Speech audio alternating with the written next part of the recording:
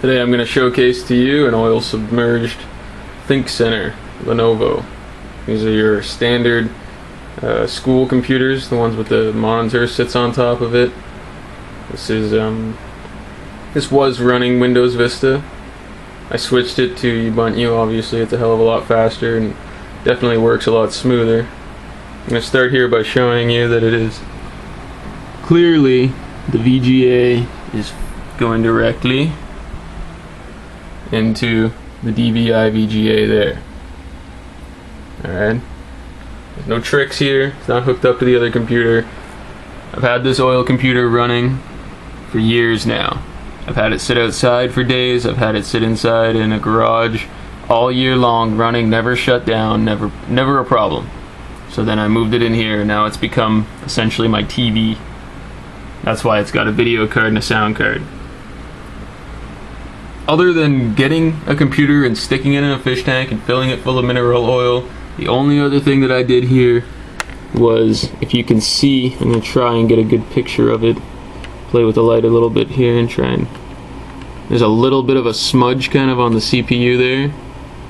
It's kind of difficult to see. That's just silicone that I put around the CPU just to avoid any possible oil getting inside. As you can see, I removed the CPU cooler itself and just stuck the fan on it. Not really doing much besides moving oil. I had it running without the fan. It doesn't really change anything, except without any fans inside of here, your oil won't last as long. On top of not lasting as long, it will heat up a lot faster. The only thing that you can't put inside the oil is your hard drive, and that's depending on if you're running HDD or solid state. Because there's vents, there's moving components in your HDD and your solid state. It's basically RAM. Alright, I'll give you a little top view here. I set mine up so that all the ports were sticking out on the top, because I've seen people who stick it downward, but then you just screwed yourself and you've got no ports to use. You lay it flat, you've done the same thing. You can't do much. And it's not like it really changes a whole lot when I put it up like this. The heat differentials never really showed much of a difference. Other than that, I'm going to show you one more thing here, or actually two more things. This is the Ubuntu screen. Alright, I'll try to get a good shot of the temperature. We'll just do a quick refresh. As you can see, the temperature stays pretty close to the same. It does rise, and obviously throughout the day it'll get a lot hotter, but as I said before, I had it sitting outside in the hot sun and it wouldn't shut down. It wouldn't even have a little jitter. Nothing goes wrong with this computer. It's probably one of the best things I've ever built in the sense of stability. That nothing, it's got no sound, it's got nothing. It doesn't get dirty. It's what computers should be built for people nowadays, I think, at least for adults and stuff, because you could stick this in the wall and you'd never have to worry. Whereas you stick an HP in the wall, eventually it's going to blow up, either from overheating or from getting too dusty. Now I'm going to showcase one thing from my other computer that I want to know if you guys want to learn how to do.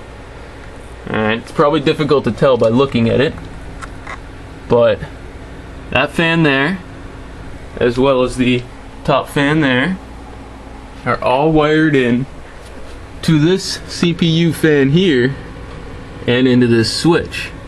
The reason, as you can see with that join right there, the reason is so that when I turn the switch, they all turn on. On top of all turning on, you save yourself 2 full power supply ports. Now, I will be doing this one more time. I'm going to be adding some more case fans, some 9-volt case fans, just like these Apevias, into another CPU one, which is actually this one in the back right here. You probably can't see it, but I pulled that little back one out there in the very back. Oh, there's a good shot. Okay, I pulled that back CPU fan out.